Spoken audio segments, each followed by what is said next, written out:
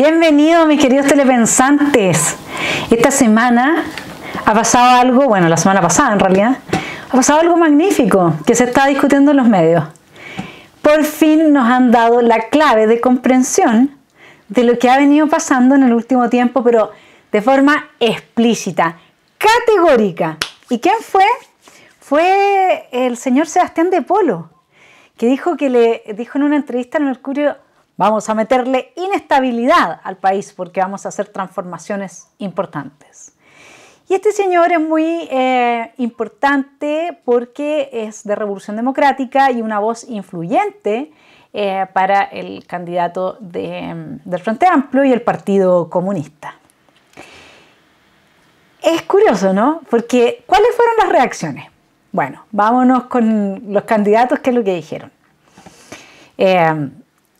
Empezando por el dinosaurio ya de vieja guardia de Tellier, que dice: es una opinión más esto de meterle inestabilidad al país. Las opiniones que pesan son las que se han entregado en este programa. Sí, gran programa el de Boric, ¿no? Es notable. Absolutamente, y aquí me va a salir una cacofonía o un verso, dígale usted, es notable y absolutamente inviable. De Polo sincera lo evidente: Gabriel Boric no está preparado para gobernar, dice Sebastián Sichel. Bueno, está muy bien Sebastián, porque él siempre se ha tratado de plantear como que él es el único de los candidatos que le podría dar una estabilidad al país, conducir el proceso en el que estamos y que evita la polarización. El problema, mi querido telepensante, es que a veces los centros políticos son tan extremos como los extremos, porque no aceptan absolutamente nada más a su interior. Ser de centro y no ser un extremo de centro, implica poder dialogar. Y eso es algo que como no ha sido el fuerte y la característica desde el primer día del equipo de Sebastián Sichel, hacia la derecha de principios y la derecha que sostiene legítimamente la existencia del sector, se ha ido degradando su candidatura. Luego vamos con el siguiente: Natalia Piergentili, del Partido por la Democracia, el PPD, dice: lo que plantea el Frente Amplio de la inestabilidad es casi un contrasentido respecto de lo que tanto pregonan como la gobernabilidad. Y vamos a ver, estimada Natalia, que no es un contrasentido. Así es que, bueno, y obviamente José Antonio también reaccionó, José Antonio Kast, diciéndole que, bueno, evidentemente no es la persona que puede gobernar y que claramente aquí no hay mucho más que hacer con este tipo de candidatos, ¿no? Bueno, no recuerdo la cita exacta, pero justamente lo que José Antonio busca es recuperar, ¿no es cierto?, los fundamentos institucionales del país para poder seguir adelante o salir adelante de esta crisis en la que estamos sumidos.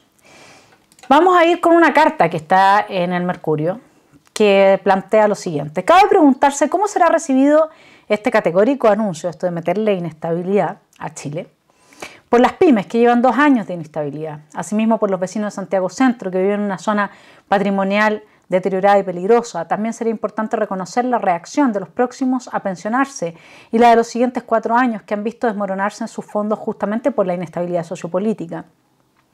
¿Cómo la evaluará la inversión extranjera que ya busca nuevos destinos ante el actual escenario en que reina esa característica?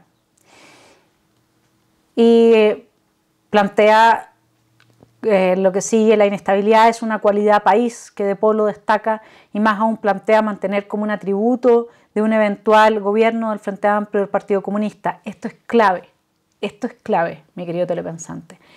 Transformar la inestabilidad en un atributo del futuro gobierno del señor Boric.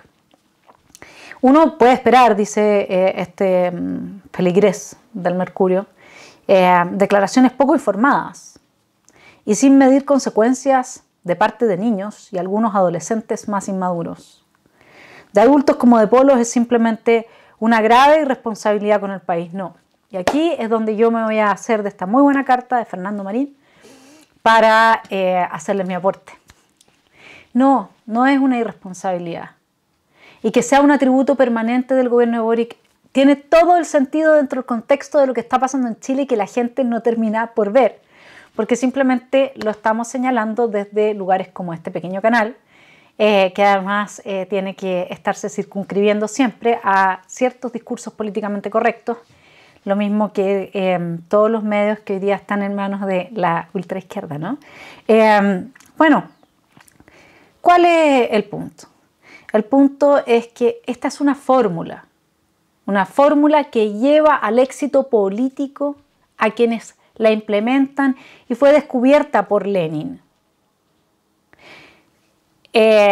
Y descubierta por Lenin en la práctica, pero es la fórmula marxista. Hay que exacerbar los antagonismos dentro de las sociedades al nivel en que se producen rupturas muy profundas entre esos grupos antagónicos. Hay que exacerbar esa inestabilidad, porque donde hay inestabilidad va a haber pobreza, ¿no es cierto?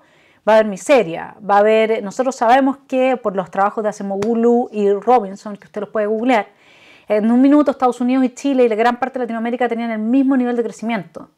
Estados Unidos se dispara por la estabilidad institucional que lo entrega una constitución inspirada en check and balance, que la constitución del 80 no terminó de diseñar bien, sobre todo respecto al Poder Judicial.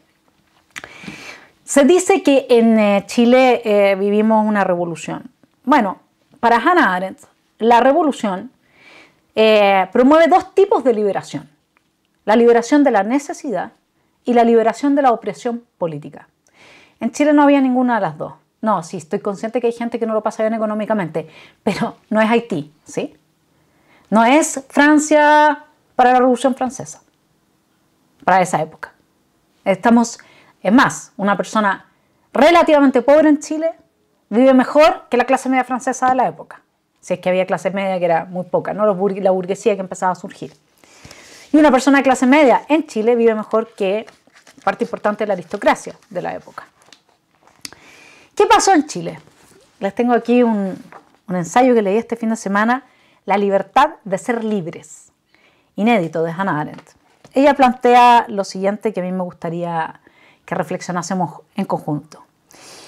El hundimiento de la autoridad y del poder, que por regla general se produce con sorprendente brusquedad, no solo para los lectores de los periódicos, sino también para todos los servicios secretos y expertos encargados de vigilar este tipo de acontecimientos, se convierte en una revolución en toda la extensión de la palabra solo cuando hay gente dispuesta a hacerse con ese poder y capaz de hacerlo, de entrar en ese vacío que se ha generado de poder provocado por el derrumbe institucional al que están asociadas las antiguas élites.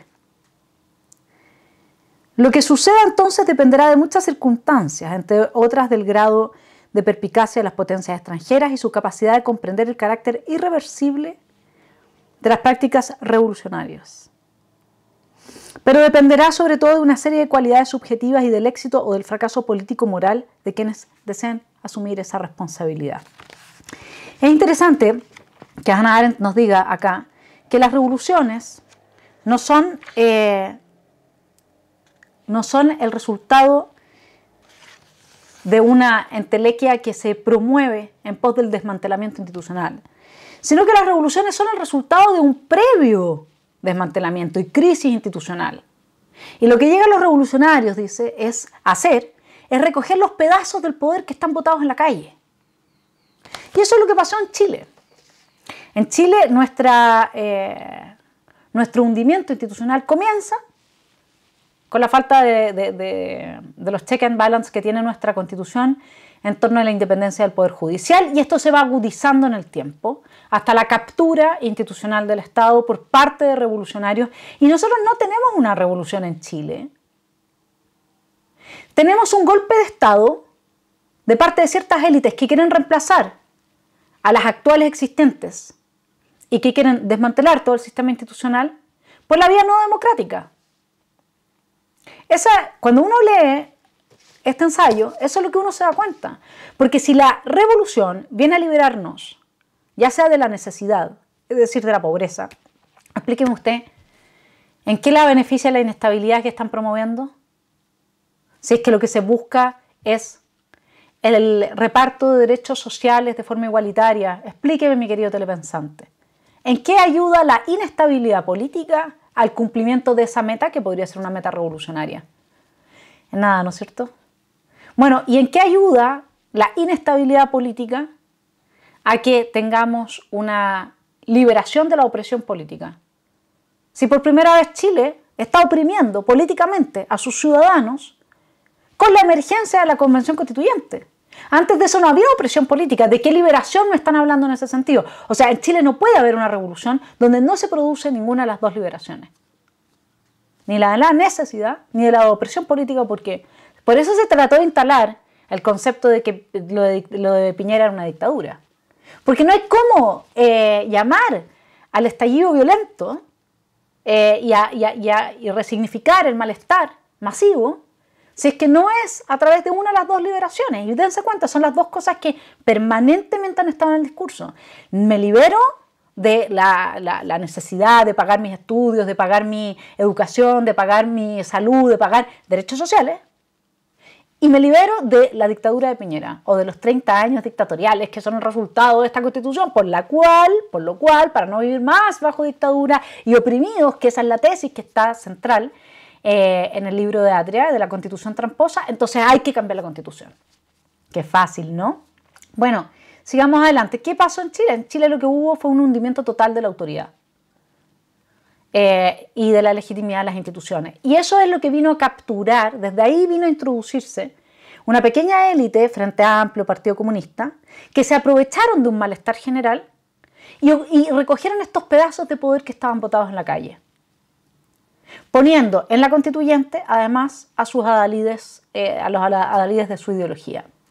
Entonces crearon, por primera vez en Chile existe un ente que tiene un poder total, que no puede ser fiscalizado por nadie. ¿Se dan cuenta? O sea, el equivalente a lo que sería la figura de un dictador. Con la diferencia que este es pluridictatorial, o tiene varios tiranuelos repulsivos, digamos. Obviamente que hay una parte de héroes que van acompañando el proceso, que los saludamos desde este canal. Y entonces, ¿qué es lo que ha sucedido post ese 18 de octubre? Que había un malestar general, genuino de la gente, genuino por los abusos, bueno, you name it, ya lo hemos hablado muchas veces, ¿no? ¿Y qué es lo que hizo esta élite que tenía previamente capturado los medios de prensa? Resignificar ese malestar respecto a los abusos por las colusiones, por la corrupción de cuello y corbata que nunca paga pena de cárcel, por la destrucción de las condiciones económicas del país, que Bachelet, su segundo gobierno, exacerbó. Bueno, todo eso se resignificó y se llevó al punto de hacerle creer a la gente que este es el rol de la vanguardia gramsciana. Yo le voy a decir a usted lo que le pasa. Mire, yo sé que usted siente malestar, que le da rabia esto y esto, pero en realidad yo le voy a contar lo que le pasa.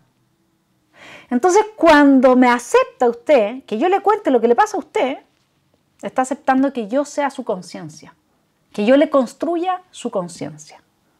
Y eso es lo que hicieron desde los medios de prensa, los académicos, etcétera, todos coludidos en torno a un proyecto totalitario con la gente. Les crearon la conciencia de que en realidad su malestar era resultado de una constitución, cuando la gente nunca quiso eso. La gente quería que hubiera justicia, que funcionen tribunales, que funcione la salud, que realmente se haga la pega, que los políticos corruptos se vayan a la cárcel, que deje de haber la cantidad de privilegios que hay para ciertas clases políticas esencialmente, que deje de haber una situación entre ciertos poderes económicos que también es abusiva. Eso lo diría la gente. Nada de eso lo arregla una nueva constitución. Pero el intelectual gramsciano lo que hace es crear la conciencia del otro, resignificar el malestar y decir, mira, esto es lo que te pasa. Y la gente se lo creyó por un rato. El problema es que no es lo que le pasaba a la gente. Entonces los ciudadanos se la creyeron y fueron a votar en masa el apruebo, pero luego ya no les importó nada, porque no era real que fuese eso lo que les estaba pasando. Por eso es que duró tan poco el embotamiento con el discurso, que duró tan poco que nadie fue a votar por los constituyentes. Y ahí en ese caos, es en esa inestabilidad donde los grupúsculos, pues bolcheviques eran una minoría, donde los grupúsculos minoritarios, totalitarios, colectivizados y bien ideologizados logran el poder, que si no, no lo lograrían nunca. Es en la debacle institucional y es en la inestabilidad total de la sociedad. Y eso es lo que se está buscando con esto de introducir inestabilidad. No es, ¿cómo lo puedo decir? Somos muy inocentes. Y la inocencia, cuando uno madura, tampoco es una virtud, mi querido Telemensante. O sea, en política la derecha es demasiado inocente. Creer que esto es simplemente una irresponsabilidad termina siendo de una inocencia que tampoco es, digamos, esperable, e incluso las respuestas, ¿no? Entonces, Boric no estaba preparado para gobernar este país, dice Sichel, para darle gobernabilidad. No, pues si la gobernabilidad se la van a dar de esta manera. Porque cuando esté todo sumido en el caos, ¿qué va a gritar la gente? ¡Orden! ¡Pongan orden! ¡Pongan orden! ¿Y a quién van a tener que responder las Fuerzas Armadas y de orden? Al gobierno de turno. Y si es Boric, obvio, con eso consolida el poder de esta élite minoritaria que ha sabido recoger los pedazos del poder que estaban botados en la calle. Aquí no hubo liberación y revolución y no hay revolución. Acá lo que hay es un golpe de Estado con guante blanco, porque donde hay revolución el objetivo sería la estabilidad, el desarrollo económico para ayudar a la gente a salir adelante de su necesidad. Liberarlos de su necesidad. Y si hubiese una revolución del tipo político sería para liberarlos de una opresión dictatorial, monárquica, despótica, etc. Cosa que no hay en Chile. ¿Sí? Por eso siempre yo planteo que hubo un malestar genuino, muy razonable, y que fue resignificado por esta élite gramsciana que terminó creando esta conciencia respecto de la Constitución y avanzando sus intereses de poder total para tomarse el poder total. Y en eso está el señor Boric, y por eso es que es necesario generar esta inestabilidad y seguir extremando los antagonismos en la sociedad, porque así es como ellos triunfan y logran el poder total. ¿Se entiende? No es tan difícil. Entonces, yo quisiera preguntarle, porque ustedes me podrían decir, ya, pero Vanessa, demasiada teoría. Vámonos un poco, aterricemos. Pero dígame una cosa, a ver.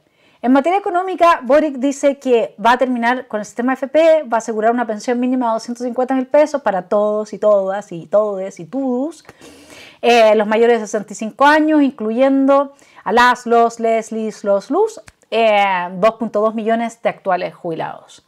Además va a haber un salario mínimo que es imponer a la pyme de 500.000 pesos, la reducción de la jornada laboral a 40 horas, con gente que hoy día no trabaja, pero ya, con donación, o sea, que nuestro nivel de productividad es bajísimo, entonces imagínense, con donación de la deuda educativa, reparación de la deuda histórica de los profesores y la generación de un sistema de salud único, etcétera, etcétera, etcétera, etcétera. Además de, bueno, todas las leyes mordazas con las que va a reventar la libertad de expresión en este país. ¿No me parece que esto todo, a ver, está vendiendo, ¿no es cierto?, como lo haría como lo hizo Chávez? La solución a los problemas más graves de la gente, ahí está. ¿Cómo lo voy a hacer? Subiendo impuestos. Obvio, la gente dice, hay gente con plata, suben los impuestos y con eso me arreglan el problema. Son inteligentes ellos.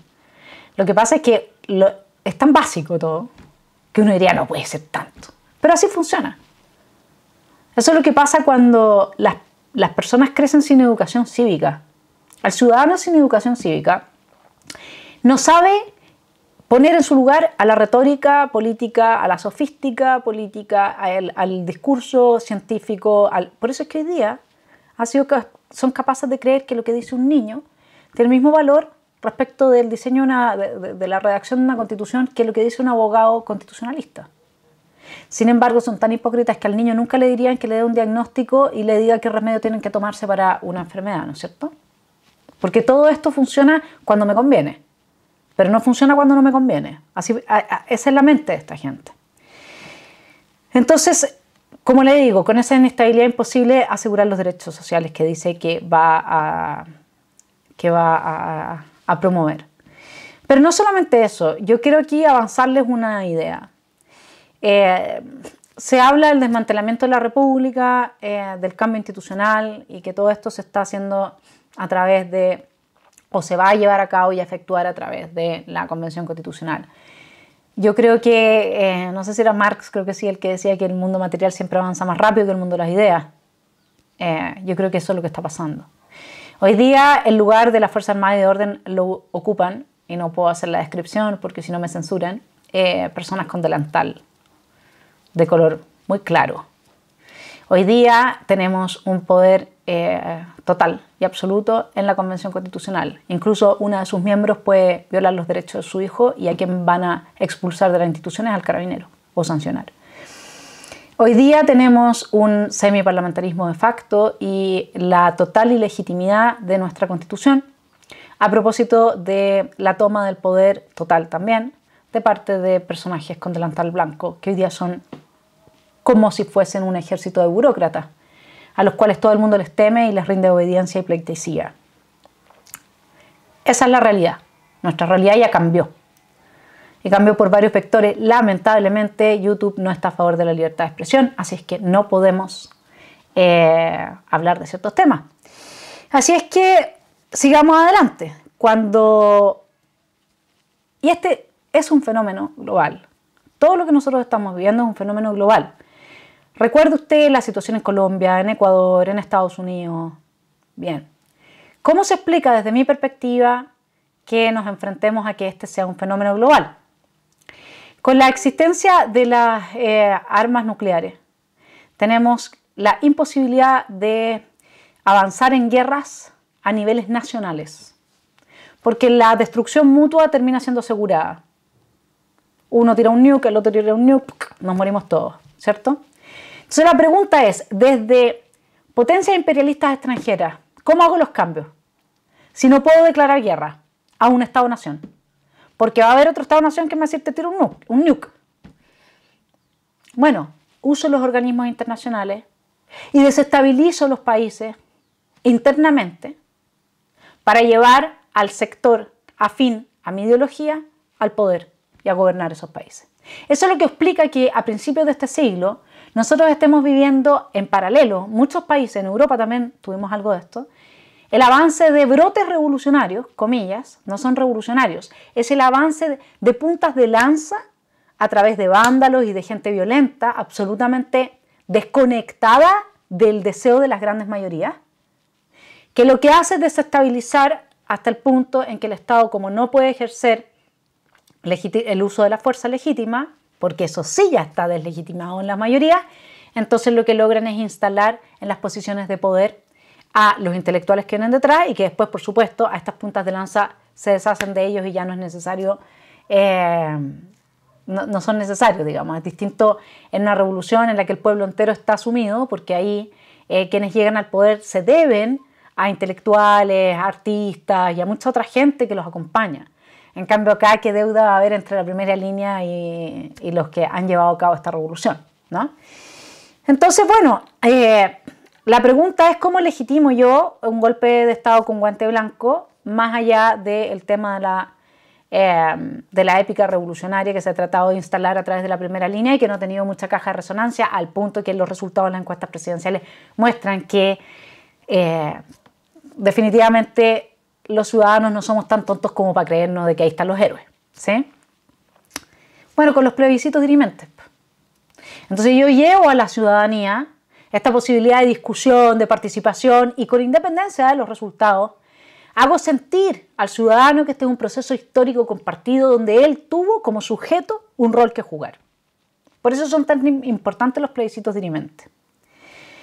Y eso es lo que le va a dar este sentimiento de pueblo a quienes hayan participado y la apropiación del proceso, de modo tal que después no se puede estar en contra del mismo. Pero hay algo que la izquierda no ha visto. ¿Sabe qué pasa, mi querido telepensante? El único motivo por el que la izquierda ha avanzado de forma tan radical hasta el punto en que transformó su propuesta política en un corporativismo político, donde ya no hay bien común, sino que lo único que hay son intereses de pequeños grupos que avanzan por sobre las grandes mayorías. Hasta antes de eso, la bandera de la izquierda era la igualdad. El problema es que con el corporativismo político se les cayó su bandera, la que los ha llevado al podio que tienen. Ya no están proclamando igualdad, Proclaman más derechos de las mujeres sobre los hombres, proclaman más derechos de ciertos pueblos sobre otros, proclaman más derechos de ciertas clases sociales sobre otras. En eso están. Entonces ya nadie les está creyendo el cuento de la igualdad. Porque incluso, como ya el corporativismo político lo que ha hecho es situar como personas de privilegio a estas minorías, entonces la gran mayoría de la gente siente que aquí ya no hay lucha por la igualdad. Y ahí es donde yo creo, mi querido telepensante, que se han dado el tiro en el pie. Porque la gente lo que quería era igualdad. Y ya sabemos que los derechos sociales no van a ser los mismos para todos. Porque esta Constitución parte de hoja en blanco, pero curiosamente sobre la base de una cierta perspectiva que nos habla de injusticias históricas. Un tipo de injusticia histórica que promueve una justicia tan corrupta, tan ilegítima, que su máxima puede resumirse en la frase de que hay que hacer justicia con personas que nunca las padecieron, castigando a personas que nunca cometieron injusticia. Eso es lo que están haciendo con la gente en el sur. Todos los propietarios que se ven dañados, toda la gente que está allá víctima del narcoterrorismo, nunca hizo nada para merecer eso. Y a quienes se les ha dado todo, a través de la CONADI, a través de la ley indígena, etcétera, los terrenos, los territorios, etcétera, son personas contra las cuales nunca hubo ninguna injusticia. No estuvieron en una guerra con el Estado de Chile y fueron diezmados, etcétera.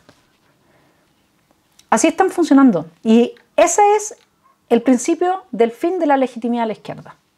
Cuando la gente se dé cuenta que no se trataba de la igualdad, se trataba de que aquí nació una nueva casta de privilegiados. Y están luchando por consolidar su posición en el poder. Y por eso es necesaria la inestabilidad.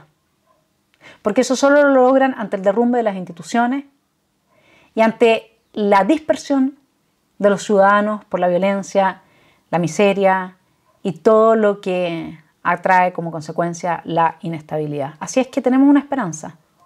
Tenemos la esperanza de que esa gran bandera, esa Virgen Santa de la igualdad, hoy día ya ha sido desacralizada por el mismo corporativismo político que ellos están promoviendo.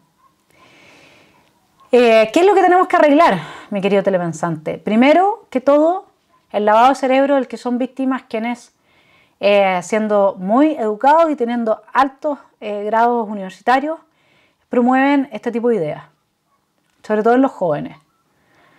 Antes de meter a su hijo en la universidad, aplíquele un índice ideológico. Vea quiénes van a ser sus profesores.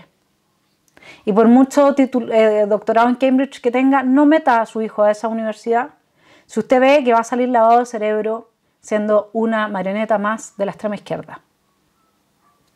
Y cada vez que usted oiga que en el colegio o en la universidad de su hijo un profesor avanzó ese tipo de banderas, que lo que promueven finalmente es el desplome completo y el quiebre absoluto de las sociedades, de nuestra confianza interpersonal, de la fraternidad que pueda existir, en pos de enarbolar los ideales más bellos, por supuesto, pero que promueve la lucha de clase, la lucha de género, sexos, no sé cómo se llaman. Hay que ir y decirle al decano de esa facultad, yo no estoy de acuerdo, explícame una cosa, ¿cuál es la posición de la universidad frente a la promoción de banderas ideológicas encubiertas por el manto del conocimiento? Hay que empezar a ocupar los espacios, a recoger los pedazos de poder que están botados y hacérselas difícil. No hay que retirarse, hay que ir, hay que enfrentarlo. Y lo primero es recuperar a esos niños inteligentes de la captura mental que les ha hecho la vanguardia gramsciana. Y lo segundo es entender que en este tipo de proceso hay que tener la advertencia siempre presente. Es muy posible que sea lo más lógico el derrumbe absoluto de los derechos y las libertades civiles, en las que se ampara nuestra libertad.